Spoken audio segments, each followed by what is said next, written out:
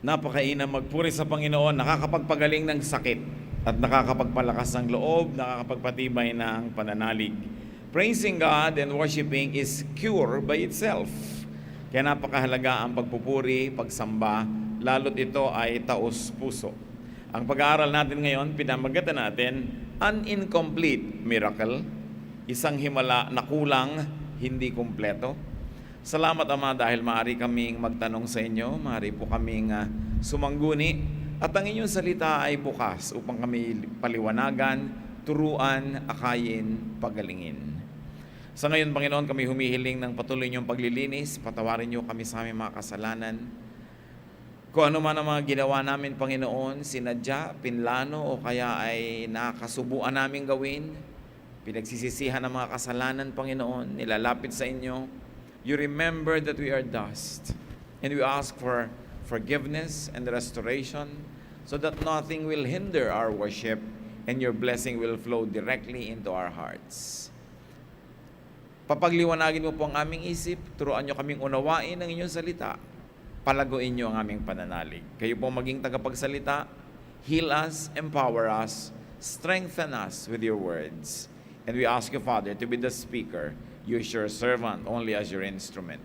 In the name of Jesus, your Son, our Lord, our healer, we pray with thanksgiving. Amen. An incomplete miracle. Marcos 8:22 hanggang 26. Pagdating nila sa Bethsaida, dinala ng ilang tao kay Jesus ang isang bulag at pinakiusapan nilang hipuin niya ang taong ito. Inakay niya ang bulag at dinala ito sa labas ng bayan. Matapos duraan at takpan ang mga mata nito ng kanyang kamay, tinanong ni Jesus, "May nakikita ka ba?" Tumingin ang lalaki at sumagot, "Nakakakita po ako ng mga tao na parang punong kahoy na naglalakad." Muling inilagay ni Jesus ang kanyang mga kamay sa mga mata ng bulag. Sa pagkakataong ito, tuminging mabuti ang bulag. Nanumbalik ang kanyang paningin at nakakita na siya ng malinaw. Sinabi sa kanya ni Jesus, "Maaari ka nang umuwi. Huwag ka nang bumalik sa bayan." A most interesting story, and there are very, very few accounts, if ever there's any other account in Scripture, that shows partial healing. Kapraso lang, kalahati.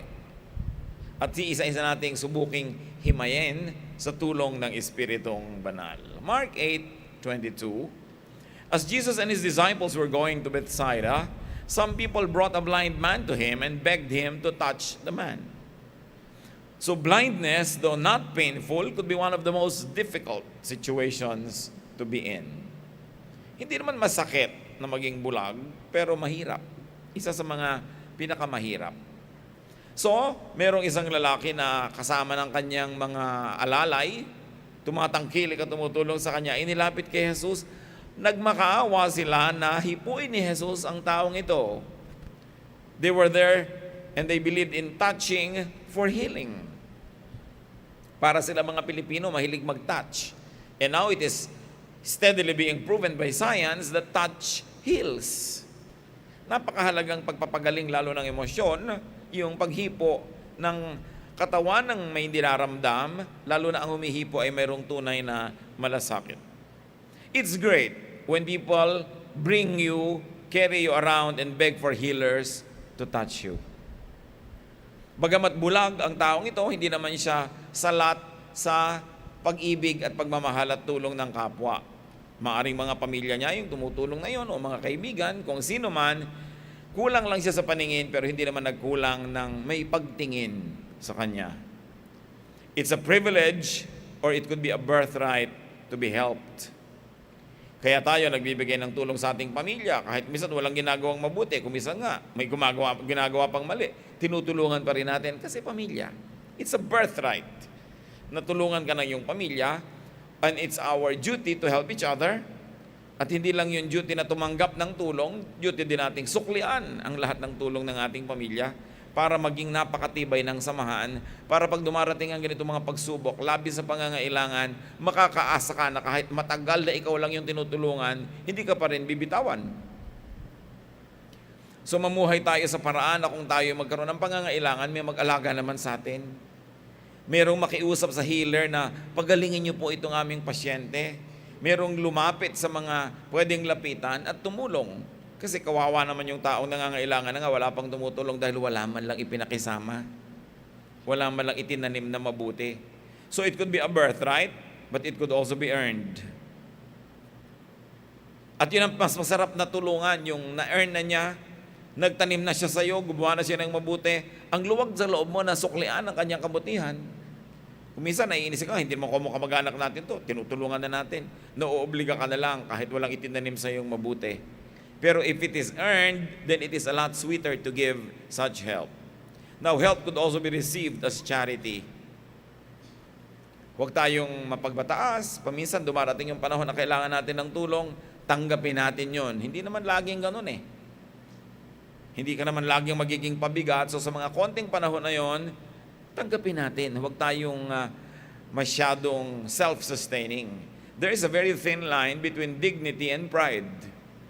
There's a very thin line between self-sustenance and refusing to allow people to help you. Na ayaw mo lang palang magkaroon ng utang na loob. Ganun talaga ang buhay ng tao. Nagtutulungan. May panahon ikaw ang tumutulong, may panahon ikaw ang tinutulungan. Kaya gawin nating policy, whenever we can be the helping person, let's be the one. Kung dumating sa buhay mo na hindi ka nangailangan kahit kailan ng tulong, mabuti. You never needed anyone's help, but you always help. But who knows? You might need help. At kaysa naman sa napipilitan lang ang taong tinutulungan ka, masarap kang tulungan dahil ikaw mismo ay naging matulungin.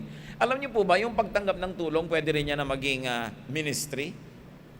Kasi may tao nagbibigay sa'yo, napipilitan lang, naiinis, pero dahil tao siya, meron siyang kinikilalang tungkulin, pananagutan, tinutulungan ka, pero ang bigat-bigat ng pagtulong sa'yo. Samantala kung masarap kang tulungan, nasasarapan yung tumutulong sa'yo. So ikaw man yung tinutulungan, nakaka-minister ka dahil nasasarapan siya. Dahil masarap kang tulungan, merong bibigyan mo ng magandang higaan o nakatulog ka ba? Konti. Yung nakakainis bigyan, bibigyan mo ng pagkain, nakain niyo po ba? Tinikman ko. Hindi, wow, ang sarap. Alam niyo, papadaliin natin sa taong nagbibigay sa atin, pasarapin natin yung feeling nila, nasa behavior natin yan eh. Kasi nakakadala ring tulungan yung mga taong wala ka man lang konsuelo sa pagtulong o pagbibigay. So itong lalaking itong bulag, maaring masarap siyang tulungan, akayin, dalhin dito doon, dahil hindi siya pinagsawaan ng mga tumutulong sa kanya. Hindi ko mo may sakit tayo. Hindi ko mo kumisan paralyzed ka, bedridden, mawawala na tayo ng ministry. We can make it at least pleasant for people to help us. May sakit ka, binabantayan ka, at least padaliin mo, pasarapin yung pagbabantay sa'yo. Pag sinabing kakain na po, bumangon ka na, kumain ka na, hindi pipilitin ka pa. Yung kung ano-ano pang reklamo mo sa buhay, nagre-reklamo lang tayo mga kapatid. Kung yung pagre-reklamo mo, merong bunga na maidudulot, nabubuti ang iyong kalagayan. Halimbawa, ang ginaw ng aircon, o magreklamo ka kasi pwedeng hinaan. Walang kahangin-hangin, magreklamo ka kung may bintanang pwedeng buksan para mabuksan. Pero kung wala namang bubuksan, huwag ka na lang kumibo. Ang init, wala namang magagawa yung tao, bumibigat lang ang loob niya at maaari pang mainis sa'yo karareklamo mo.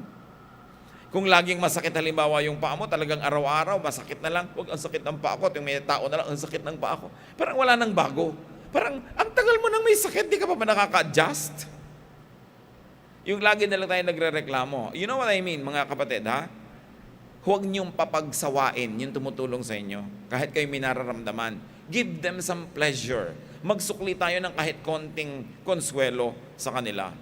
Be nice. Earn the privilege to be cared for. At ang pinakamasarap alagaan, yung nauna nang nag-alaga sa'yo. Di ba kaya ganyan tayo mapag-alaga sa mga magulang? Kasi nauna na silang nag-alaga sa atin. Pero kung hindi rin naman mapag-alaga yung magulang, nauobliga din naman yung anak mag-alaga. Kung talagang kailangang alagaan yung magulang, pero mabigat ang paa, nakasimangot, hindi ganado. Biruin nyo yun, bibigyan na lang kayo, hindi pa siya ganado, nalugi pa siya dahil kulang yung kanyang pleasure. That's why we have a duty to make ourselves likable.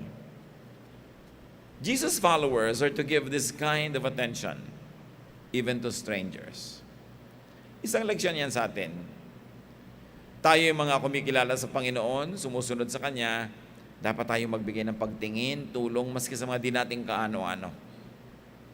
Kaya nga ang binigay na example ng Panginoon, yung Good Samaritan, tinulungan niya yung hindi niya kalahi. Siya pa na Samaritan na nilalait-lait, minamaliit ng mga Israelites, siya pa yung naging matulungin. Lagi po yan na idinidiin sa Biblia, yung maging matulungin tayo to those who don't deserve it. Especially love. Sinasabi nga nila, give love. People need love, especially when they don't deserve it. Because when they deserve it, many people will love them, so they probably don't need to be loved anymore by an additional crowd of lovers. Pero yung talaga nakakainis, yun ang dapat mas mahalin kasi mas needy yun ng pansin. Yung pagtulong po sa stranger, sabi ng Panginoon sa Matthew 25:34-36, sa end times daw, sa judgment, then the king will say to those in his right, my Father has blessed you. Come and receive the kingdom that was prepared for you before the world was created. When I was hungry, you gave me something to eat. When I was thirsty, you gave me something to drink. When I was a stranger, you welcomed me. When I was naked, you gave me clothes to wear. When I was sick, you took care of me. And when I was in jail, you visited me. Itinuturing ng Panginoong Jesus na siya ang may utang sa bawat tao na gumawa ng mabuti sa mga nangangailangan, lalo't hindi kayang magsukli o magbayad sa buting tinanggap. Sabi niya, pagpapalain kayo ng Ama sa langit, narito tanggapin ninyo ang inyong mga gantimpala dahil nung nagugutom ako, pinakain ninyo ako. Nung ako'y nakakulong, dinalaw ninyo ako. Nung ako'y nahubaran, ako'y dinamitan ninyo para wag akong ginawin. Sabi nga ng mga tao, kailan naman po nangyari sa inyo yan para wala kaming maalala na ginawa namin yan sa inyo. At sinabi ng Panginoong Hesus, aba, ginawa nyo yan sa akin tuwing ginagawa nyo sa inyong kapwa. So yung kapwa mo na ginawa mo ng mabuti, hindi man yun gumanti sa'yo, alam ng Panginoon at siya ang magbibigay ng gantimpala. Samantalang masarap isiping may gantimpala, nawawag lang naman yun na maging motivation natin sa paggawa ng mabuti. Kasi yung paggawa mo ng mabuti, gantimpala na yun, you feel good. Kesa yung nagdamot ka, pinagkait mo, kahit na-preserve yung pera mo, na-preserve yung resources mo, there is something of you that dies. There's a part of you that grieves whenever you don't do right, whenever you don't give to the needy, especially when you can. So why kill a part of yourself? Why grieve a part of yourself when you can add life or give happiness to that part of you? So when you are charitable to others, actually you also become a recipient and a beneficiary of that same charity. Not to mention the eternal gifts that God prepares for those who help others. Kaya tayo matulungin. At ang pagiging matulungin, likas na ng isang taong lalong kinakasihan ng Espiritu ng Diyos. Nalulungkot ka kung hindi ka nakakatulong. So bakit mo papalungkotin ang sarili mo para lang makasave ka? What is really more valuable? Your spiritual and emotional well-being or physical things? Mark 8:23, balik tayo sa kwento ng lalaking bulag. Jesus took him by the hand and led him out of the village, where he spit into the man's eyes. He placed his hands on the blind man and asked him if he could see anything. Kakaiba ito. Let's analyze the Jesus way to healing the man. First, take him by the hand and lead him out of the village. It was very personal. Maraming mga tao pinapakiusap kay Jesus na pagalingin niya, hipuin niya yung bulag. Ang ginawa ng Panginoon, kinuha niya ang kamay ng lalaki, inakay palayo sa mga tao, palabas ng bayan. At nung sila'y nandun na sa ilang na pook, tahimik na lugar na walang mga taong nag-uusyoso, liban na lang sa mga disipulo ng Panginoon na talagang kasama niya, gumawa ang Panginoon ng kakaibang paraan ng paggagamot. Dinuran niya yung mata. You know, it was very personal. Saliva. How personal can you get? No? At talagang dinuran niya yung mata. At pagkatapos hinipo niya. Napaka-intimate ng pagpapagaling. But first, let's notice that the Lord took him away from his milieu. Inalis sa piling ng mga kaibigan, kamag-anak, mga kabarkada, Inalis niya doon sa environment. Total, hindi naman siya gumagaling sa environment na yun eh. Bakit kailangang i-maintain yun? May isang lesson dyan na maaaring i-apply sa maraming uri ng pagpapagamot. Leave the crowds behind and shut them out. Hindi natin alam kung may kontribusyon yung crowd sa pagkakabulag niya. Pero alam natin sa buhay natin na kung minsan may kontribusyon ng mga kaibigan mo, kaya ka-addict. Therefore, kailangang iwan mo sila, lumayo ka sa kanila para ka mapagaling ng Diyos. Kung ikaw naman ay addict sa chismis, addict sa daldalan, gusto mo talagang ma-improve ang iyong karakter, kailangan, hindi ka man physically lumayo sa mga kachismisan mo, huwag ka nang sumali sa kanilang mga gawain na ganyan. Kaya kung ikaw ay may sakit, ina-isolate ka kung nakakahawa ang iyong sakit, para yung naghahawa sa'yo, tumigil ng paghawa sa'yo, at ikaw man huwag manghawa ng iba. Hindi ka dapat sentimental pag ina-isolate. Meron pa mga kamag-anak, pag may mga sakit sila nakakahawa, bibigyan mo ng sariling plato, baso, kutsara, magtatampo pa, pinandidirihan niyo na ako. Opo nga. Correct kayo dyan. Di ba? Nakakadiri talaga kayo. Di ba? Kaya dapat kayong pagalingin. Gusto nyo ba magkasakit din kami? Wala na mag-aalaga sa inyo. Pare-pareho na tayo. Huwag kayong magdramang bukid. You have to be isolated. Dahil may sakit kayong nakakahawa. Kailangan pa bang ipaliwanag yan? Kaya kung tayo naman yung, huwag na nating abangan na pandirihan tayo, no? Tayo na mismo yung mag-isolate sa sarili natin. Uubo ka, babahin ka, magtakip ka ng kumot na iloko, para wag tumalsik yung mga kung ano-ano mo sa kapwa. Tapos pag naglayuan, nagtataka ka pa, pinandidirihan ako. Kadiri ka naman talaga. Natural lang. Yun lang mga waiter, yung may daladalang pagkain sa'yo, tapos nagkasalit, sir, ibot mo na yung pagkain ko. Mamaya ka muna magsalita dahil dyan na naglalanding yung mga laway mo. Hindi naman bulag yung plato para muduran. Maraming mga pagsasalita kasi, kung kayo mga food server, kayong daldalan sa harap ng pagkain. Dahil talagang naliligo na ng mga laway nyo yung embutido. Kailangan, maingat tayo sa kanyang mga bagay. Meanwhile, nakakapagpagaling naman yung laway ni Lord. Salamat na lang. Di ba? Kung si Lord yon, kahit matalsikan ka, blessing. So, dito na niya talaga. But remember this, don't hesitate to leave those that infect you. Gusto mo yung tumino ang buhay mo, iwan mo si number 2. Gusto mong mapaayos, iwan mo yung nakakatempt sa'yo. Gusto mong magtipid, gupitin mo ang iyong mga credit card. Lalo hindi mo mapigil ang sarili mo sa paggamit. Kailangang humiwalay ka doon sa nagbibigay sa iyo ng sakit. Yun ang ginawa ng Panginoon. Halika muna anak. Niyaya niya lumayo. It was meant to be distant. Para ka gumaling, dapat lumayo ka sa nag-i-infect sa'yo o sa pumipigil sa iyong kagalingan. Hindi natin alam kung inilayo siya dahil baka pigilin ng mga kamag-anak kung duduran. So, inilayo. And then, the Jesus way was spitting into the man's eyes. There was bodily contact.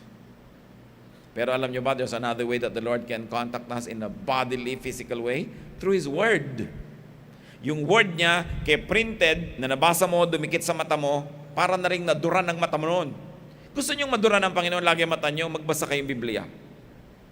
Ngayon, alam niyo naman kung sino dumudura sa inyo, kung mga ang pinapanood niyo, pornography sa internet, alam na alam niyo kung sino dumudura, hindi si Lord.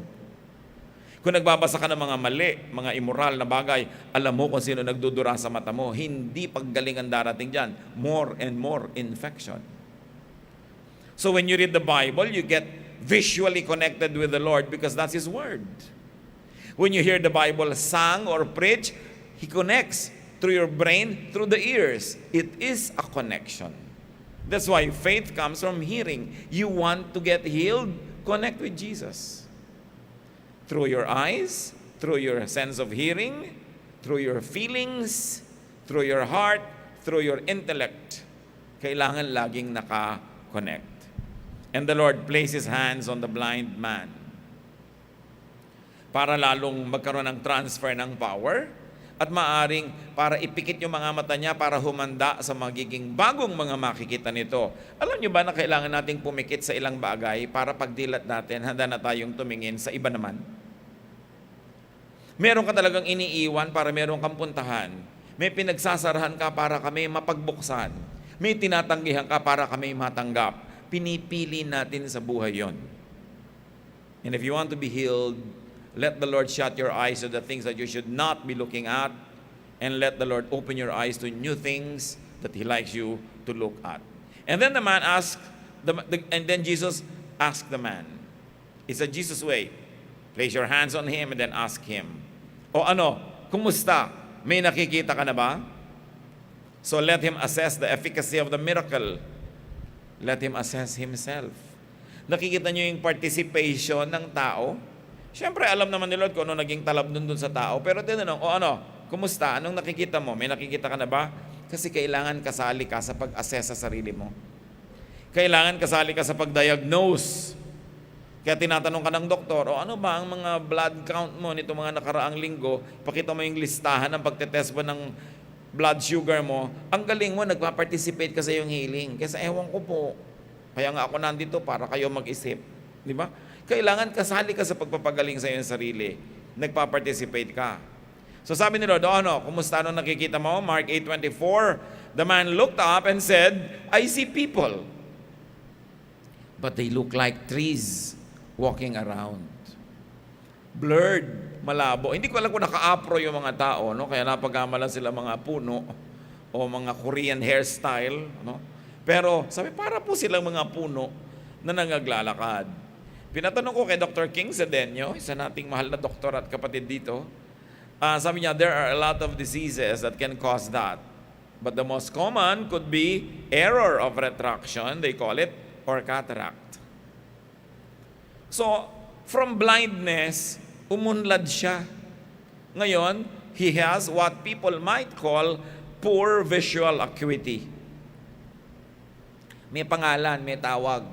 Alam nyo ba, marami mga sakit din i-describe sa Bible. Tanungin mo yung mga medical doctors ngayon, mga wellness workers, mga alternative healers.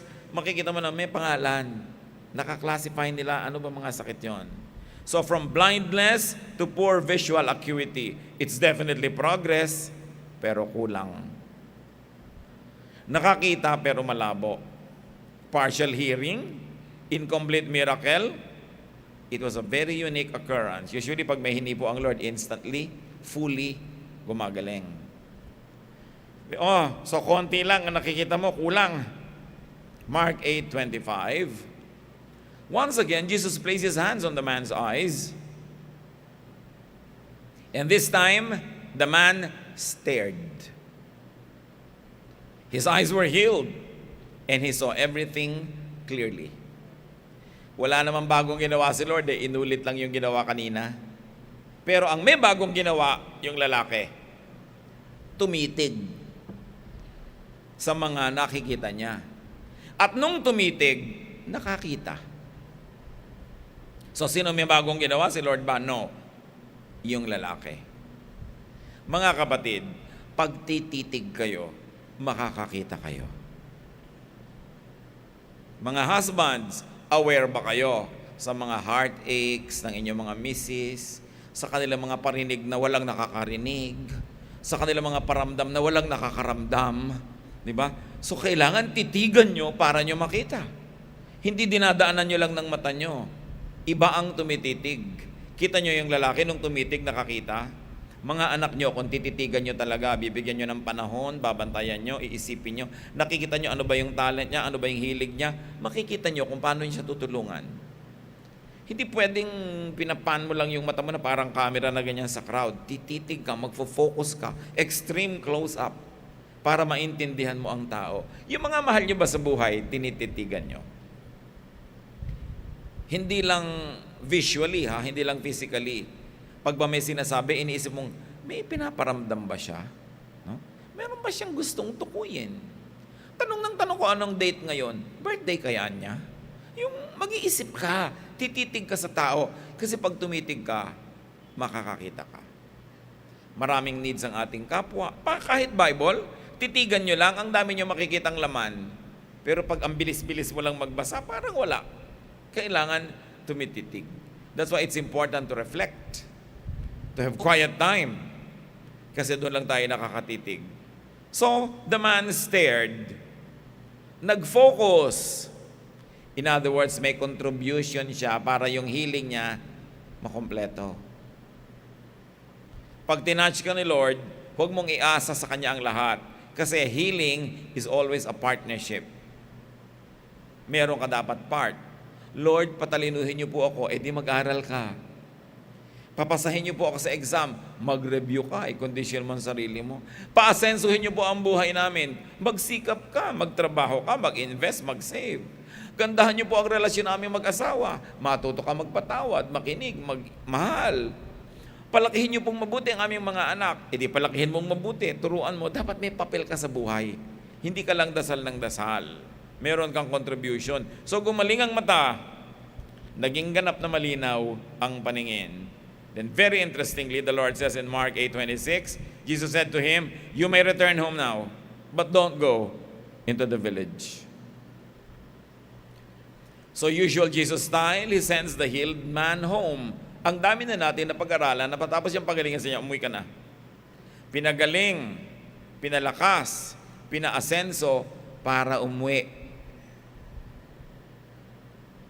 O ikaw, pinalaki ni Lord ang income mo, pinayagan ka magkatrabaho abroad o sa ibang lugar para ka umuwi at mag-uwi ka ng income. Hindi yung para ka malibang, malasing at di ka na umuwi dahil sumama ka na kung kanino. Pinapagaling ka para ka umuwi.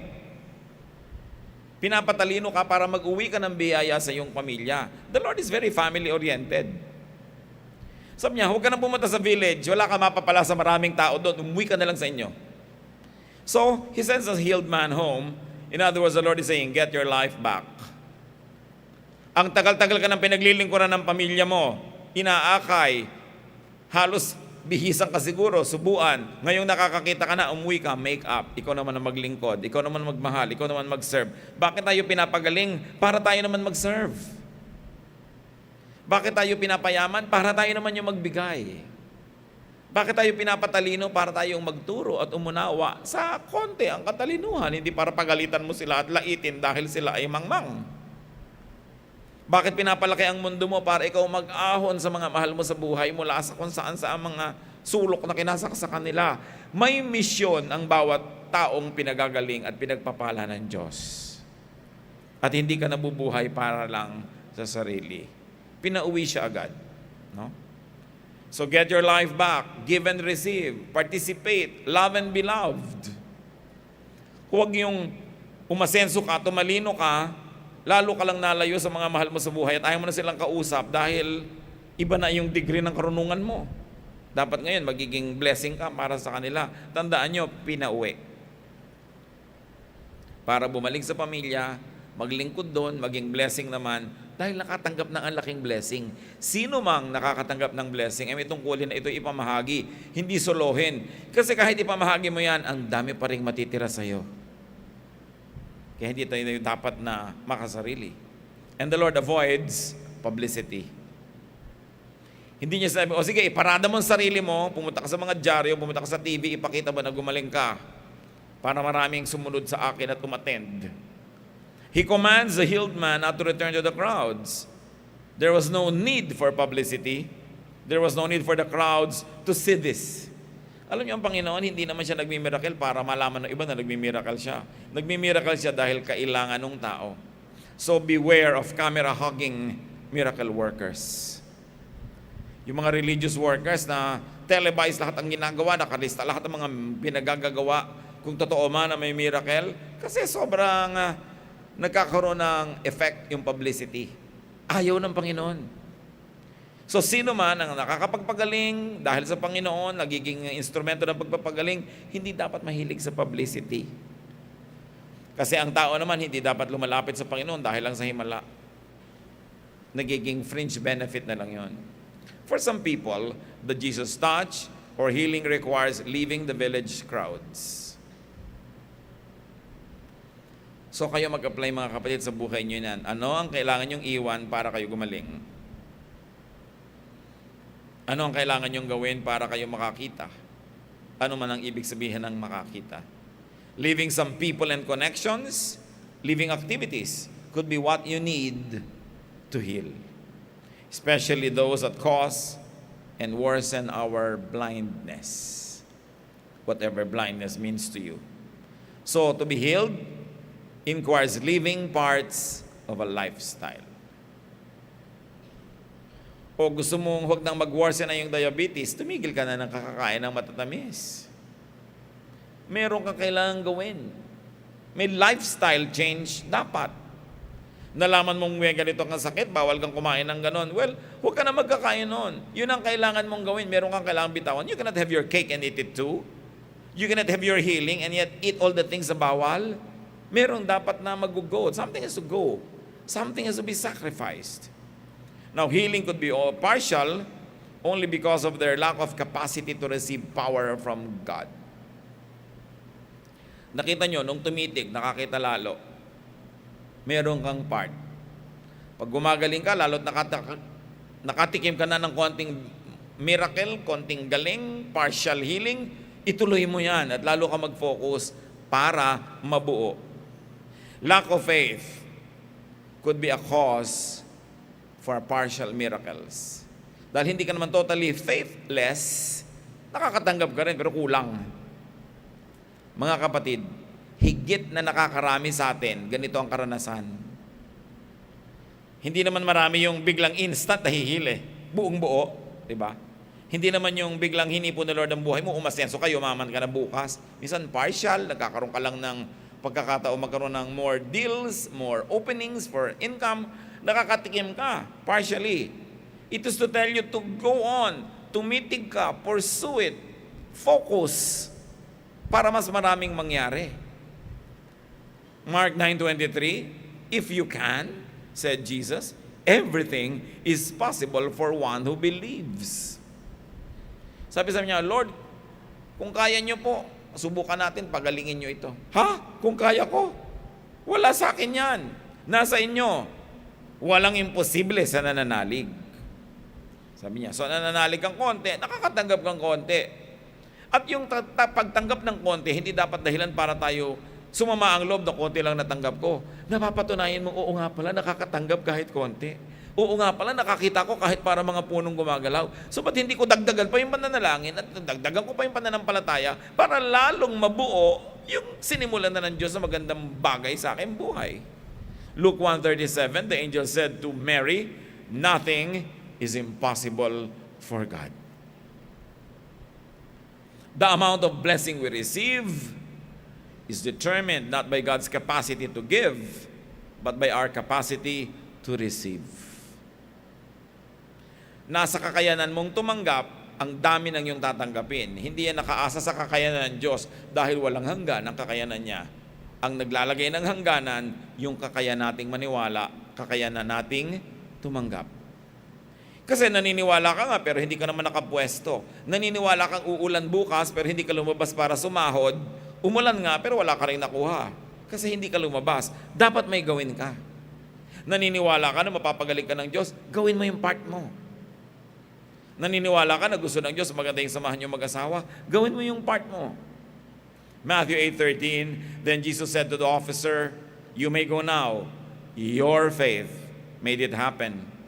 Right then his servant was healed.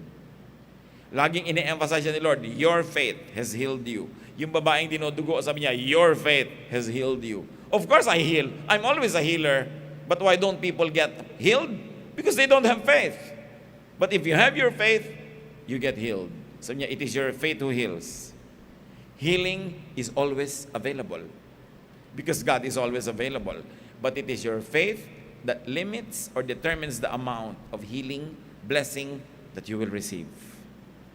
Matthew 9:29, then he touched their eyes and said, according to your faith, let it be done to you. Kung gaano kalaki ang pananalig mo, ganun kalaki ang tatanggapin mong himala. So kung meron tayong project, mga kapatid na mahalaga, develop your faith. Many people develop their bodies, good. Some develop their talent and skills, good. But what can happen if we developed our faith? Kailangan nating laging i-practice. Laging mananalig ka, tapos papatunayan mong totoo, lalong lalaki yung kapasidad mong manalig, lalong lumalaki yung tatanggapin mo, mas lumalaki yung kapasidad mo, palaki ng palaki, hindi paliit ng paliit. Another determining factor of healing is lack of surrender. This man surrendered himself to Jesus.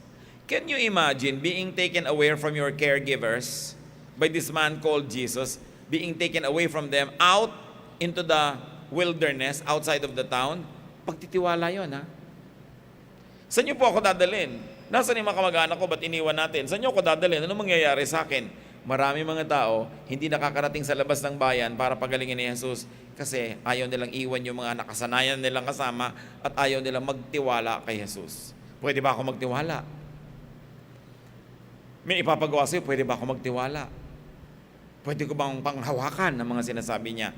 Sabi ni Lord, halika, sumunod ka sa akin, akayin kita, sumama. May nangyari tuloy. James 4:7, surrender to God, resist the devil, and he will run from you. Magtiwala tayo na kung merong pinagdadalhan sa atin ng Panginoon at malinaw, tayo pumunta. May iwanan. Sabi, pagka iniwasan mo ang demonyo, siya na mismo, tatakbo palayo sa'yo. Kaya lang naman lumalapit yan sa'yo kasi nakakahalata na gusto mo siyang nandun. Pero pag ipinakita mo sa kanyang ayaw mo, aalis siya. Alam nyo ba na hindi natin kailangang makipagbakbakan, makipag-wrestling sa demonyo? Sabihin mo lang, alis dyan. Aalis siya. In the name of Jesus, every knee will bow in heaven, on earth, and under the earth. So you say, in the name of Jesus, temptation, leave me. Pero totoohin mo yun, ha? Hindi yung papalayasin mo sa front door, tapos bubuksan mo yung back door. Doon ka nalang bumalik. Ha? Merong konting provision. Titigil ako manigarilyo, pero may 3 baon, just in case. So, ano yun? Pwede kang balikan. Maghiwalay na tayo, Papa, kasi hindi bagay sa atin magkasama dahil pareho tayo may asawa. Ano nga ang bago number mo? I-record pa. Bakit ka pa nakipaghiwalay? Meron kang binubuksan na backdoor. Itong lalaki to sumama, walang alinlangan. And when away from his usual environment, he had no choice but to really rely on Jesus, then Jesus proves reliable. Pero pag sinabi mo kay Lord, wala po akong tiwala sa inyo, konti lang, so maglalagay ako ng ibang support dito, konti lang din ang gagawin niya sa'yo, konti lang pala naman ang pananalig mo sa buhay. Yung pagtitiwala, napakahalaga. So you surrender to God's dealing, to God's healing, God's touch. May mga bagay na alam natin talaga yun ang will ni Lord. May asawa ka, may tumutokso sa'yo. Alam mo na alam ang will ni Lord. Hindi na pinag-iisipan. Be faithful to your spouse. Iniisip pa ba yun? Hindi na. Alam mo yun ang God's will. Mamahalin mo yung anak mo o papabayaan mo, magiging makasarili ka o magsasakripisyo na para sa mga mahal mo sa buhay. Alam mo that the Lord likes you to be giving and to be loving, not to be selfish. May nangangailangan, kaya mong ibigay, alam mong gusto ni Lord na ibigay mo yun. Yun ang sinasabi natin. May mga bagay na clear. Hindi mo na kailangan magpapayo. Pastor, magpapapayo po ako. Iiwan ko po kaya ang asawa ko o hindi. Lumayas ka, hindi mo kailangan ng payo. Tinatanong mo pa ba yan? Meron pa bang kailangan magsabi sa'yo, huwag mo siyang iwan kasi asawa mo siya? So kailangan, huwag tayong magmaang-maangan. Alam natin ang tama. Alam natin ang mali. Sa mga kapwa manggagawa, dapat hindi ka nag-iinggit-inggitan. Pag nag-inggit-inggitan ng manggagawa, lalo church workers, ang nasisira yung work ni Lord. Kasi sisirain mo yung kapwa manggagawa mo para ikaw yung sumikat o yung paborito mo ang pupurihin mo, sisiraan mo yung iba. In general, it is really the church that suffers. And when you do that to the body of the Lord, to the work of the Lord, do you think you can get away with it unpunished? You harm the body of Jesus, you will be punished. Kaya pag gumagawa ka ng mali, alam mong dapat kang mag-practice, dapat gawin mo tama, high quality, hindi mo ginagawa. That's the error of non-action. That's the kind of error that you do by not doing anything. Because it is wrong to do nothing when you can do something good. Bahagi lahat yan ng pag-grow natin, spiritually and emotionally. Luke 9:62, Jesus answered, anyone who starts plowing and keeps looking back isn't worth a thing to God's kingdom. Agriculture yung example. Kasi pag nagpa-plow ka o nag-aararo, Dapat steady ang hawak mo doon sa araro mo. Kasi pag namali ang angle niyan, papalubog sa lupa yung talim ng araro mo, lulubog. May stuck yung araro mo. O kaya liliko, hindi natuwid yung linya mo. Kaya sabi niya, kung sumunod ka na kay Jesus, huwag ka nang lingon ng lingon. Diyan ka na lang sa sinusundan mo tumingin para ka makafocus. Merong ganon. Magse-serve sa Lord, tapos kung anong nililingon, kung ano-anong inaatupag, magmimisyon, magtuturo, kakanta, magpo-full-time work, pero hindi naman nakafocus sa ginagawa. Kung ano-anong inaatupag, kaya nandung lumiko, mabaon yung araro niya, hit and miss. Sabi ni Lord, sa palagay mo, may mararating ka? Wala. You are not worth a thing to God's kingdom if you keep looking back. You've got to be focused. Katulad nung lalaking yun, nung nag-focus, nakakita. Meron kang ministry, meron kang mission, may duty ka sa pamilya, sa church, sa trabaho. Focus. Because when you don't focus, you will have no quality. And you will not be worth anything. Pwede namang lumipas ang maghapon, may ginawa ka, haphazard, ang grade 70, 69. But what is it? Can you be proud of it? Bakit aantayin mo pang masita, mapagalitan? I-check. Wala ka bang sariling utak? Sa sarili niyong bahay, hindi ka ba tumutulong na magpatay ng ilaw, magtipid ng kuryente, magtipid ng tubig? May kailangan pa ba magsabi nun sa'yo? Kasi pag nag-aaksaya ka, hindi ka man mapagalitan. Hindi ba yan alam ng langit? Sa palagay mo, hindi kasi singilin ng langit sa pag-aaksaya mo? At sa iyo namang pagkukonserve, sa iyong pagiging fruitful, sa palagay mo, hindi ka gagantimpalaan. Sabi nga nila, hindi natutulog ang Diyos. So kung tayo may gawain, focus. Give your best. Do the best. Because the same day will not happen again. An opportunity that is missed forever. You can only make up tomorrow, but it's only for tomorrow. Hindi mo na pwedeng ibalik yung kahapon. So itong lalaking ito, sabi ni Lord, nung nakakita, go home. Magsilbi ka doon, be fruitful. Huwag ka nang pumunta sa village pa, walang ang mapapala doon.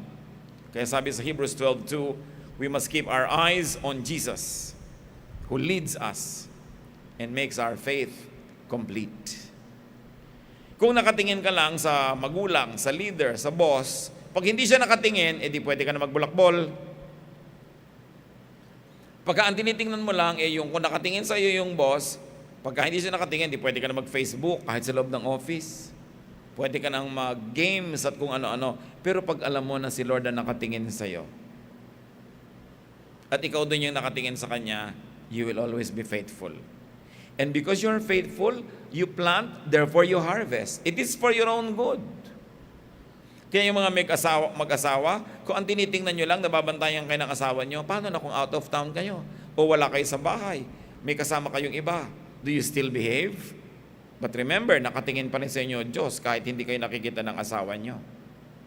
So pagka sa Diyos ka lagi tumingin, mapapaayos ka.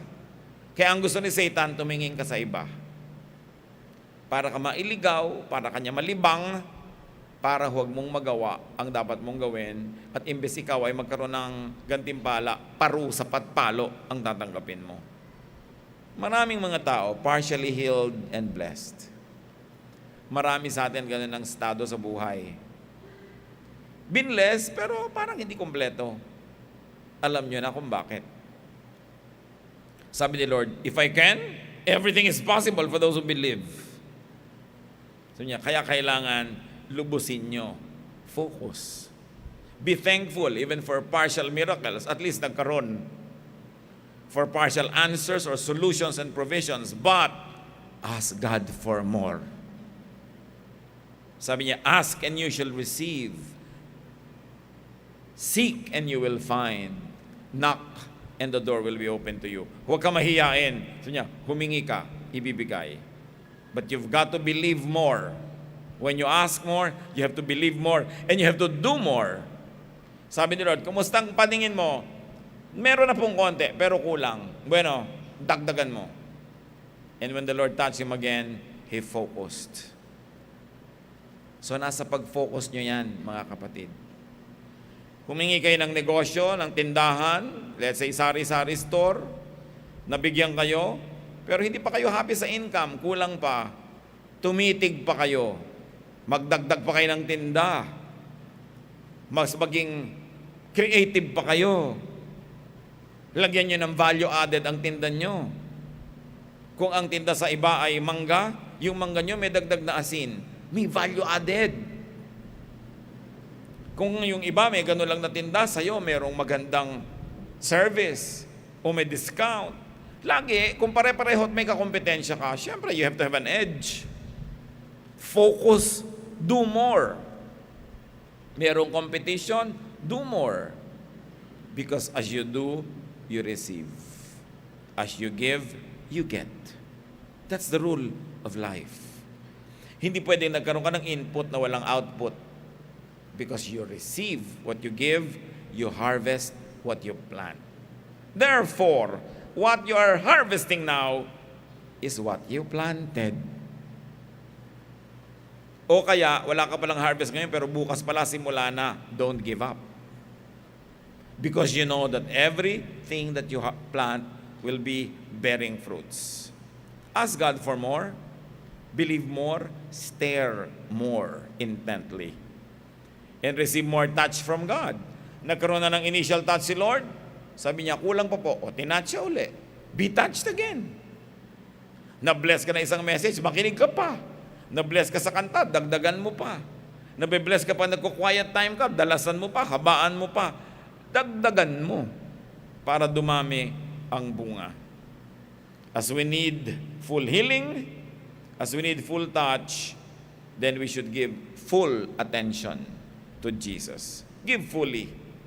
You give to the work of the Lord, you give to the needs of others, whether you like it or not, you will receive blessing because that is the will of God. So ang tanong mga kapatid, ano na po mga partial healing ang natanggap natin, partial blessing? Gusto niyong buuin? Focus. Ask Jesus to touch you again.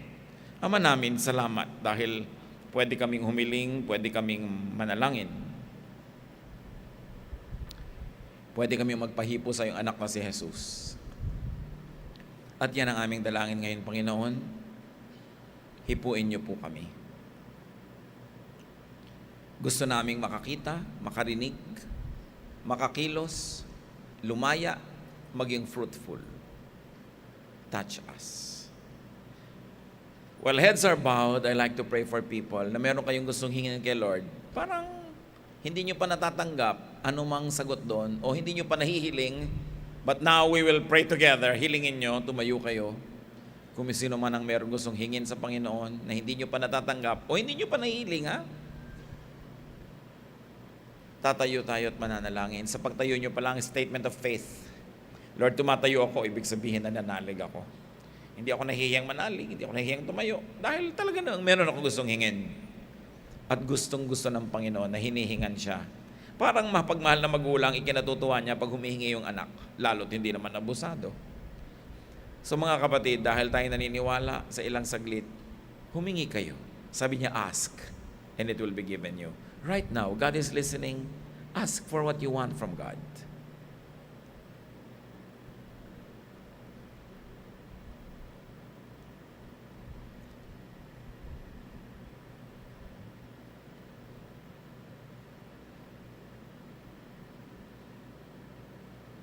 Napakarami naming gusto, Panginoon. Bawat tao, hindi lang isa yung gusto, kuminsan marami pa. Pero salamat, ang laki ng puso nyo, ang laki ng isip nyo, kasya lahat ang gusto namin at hiling at kulang pa kami. Dahil walang katapusan ang inyong kapangyarihan. Ama, turuan nyo kami. Ipatanggap nyo sa iyong mga anak ang hinihiling ngayon. Kung mayroong kailangan gawin, iwan, para mapahiwalay, turuan nyo kaming iwan yung mga dapat iwan. Sumama sa inyo sa paraang gusto nyo, para nyo kami mahipo. Tulad ng ginawa ni Jesus sa taong bulag, gawin nyo sa amin, Panginoon. Touch us in our spirit. Touch us even in our bodies, O God. Heal us. Bless us. Give your people what they're asking for. Wala naman kami ibang kinikilalang Diyos, kaya sa iyo lang lalapit. Wala mang patago, malakas ang loob humingi dahil sa iyong mga pangako at dahil alam namin mapagmahal kayo at makapangyarihan. Mga kapatid, tanggapin nyo. Ngayon din, ang hinihingi nyo sa Panginoon. Huwag mag-alinlangan, manalig, at patuloy niyong gawin ang dapat gawin. At kung sakasakali na bahagi yung tanggapin, ask for more, stare more intently, and receive the fullness of what you ask for. Panginoon, salamat dahil kayo mapagmahal, maibigin. Salamat dahil nananalig kami, Panginoon. Lahat kaya niyong ibigay. Ituro niyo sa amin na tanggapin ang ibinibigay niyo. At kung masakali man, Panginoon, ang hinihiling namin, hindi niyo kalooban o sa ibang panahon pa, bigyan niyo kami ng lalong pagtitiwala na maghintay at lalo naman bigyan niyo kami pagtitiwala na tumanggap ng no answer kung ito talaga ang tama. But Lord, right now, in our innocence, in lack of knowledge before your perfect knowledge, O God, we just simply ask and let your will be done. Magsiupo tayo at patuloy na yumuko sa panalangin dahil meron pa akong gustong ipanalangin. Continue to bow before the Lord and pray. Kung meron pa kayong mga gustong hilingin, go on. But now I like to pray for some people. Nabigyan na kayo ng partial answer. Alam nyo, meron na pero partial. Alam nyo, nakakita na kayo pero konti lang. Nabigyan na kayo pero hindi buo. Pero ngayon gusto nyong buuin. Tumayo kayo, hihingi tayo sa Panginoon para mabuo yung mga kulang pa na yan. Praise God for those who stand. Sino pa magsasabing, Lord, alam ko binigyan nyo na ako pero dagdagan nyo pa please according to your love. Sino man ang magsasabi niyan, total, nakatikim na tayo ng kaparaso, Lord, bigyan niyo po kami ng buo, paramihin niyo pa. At ituro niyo naman sa amin kung paano tititig so that we can do our part. Lord, tumatayo mga anak mo, nananalig, nabigyan mo na partially. Tulad ng lalaking bulag. Gusto namin, Lord, full. Total, humihingi na kami, bubuoy na namin. Give in fullness the blessings that your people seek for. Hindi nyo naman ipinaghihirap ang ibinibigay nyo sa amin. Hindi nyo naman kabawasan sa inyo. Panginoon, hinihiling namin, buuin nyo. Kaya lang ituro nyo sa amin how to look more intently, how to focus so that we will receive what we are asking for. Ituro mo sa amin how to do our part so that we can receive in full what you want us to give. Sige, magsiupo kayo mga kapatid. Magpasalamat dahil ang Diyos ay dumidinig sa panalangin at sa ilang saglit pa patuloy tayong makipagdinig sa Kanya in silent prayer. At kasama, I like to challenge you, pwede na pumuupo mga kapatid, I like to challenge you. Kung meron naman kayong ibinibigay sa mga mahal nyo sa buhay tapos partial, buuin nyo rin. Hindi lang tayo ang hihingi sa Diyos ng buo, dapat din tayo magbigay ng buo. Husband ka, give your full love. Wife ka, give your full service to your husband. Anak ka, give the full respect to your parents. Parents, give your full support. Kaibigan ka, tumulong ka ng buo. Kasi humihingi tayo ng buo sa Lord, tapos kumisan tayo kung magbigay kapra-kapraso sa kapwa. Remember, what you give is what you receive. Lord, teach us that it is our generosity to others that opens the key, the door to your generosity to us. Teach us to do our part. Magbulay-bulay tayo at kasamang isipin kung may pinagkakaitan tayo ng pagmamahal at pagtingin o tulong o konti lang ang tulong natin, and make a firm decision that you will do more, you will give more as much as you like to get more from God. Lord, sa aming pananahimik, ituwid nyo kami, turuan, akayin tulad ng bulag para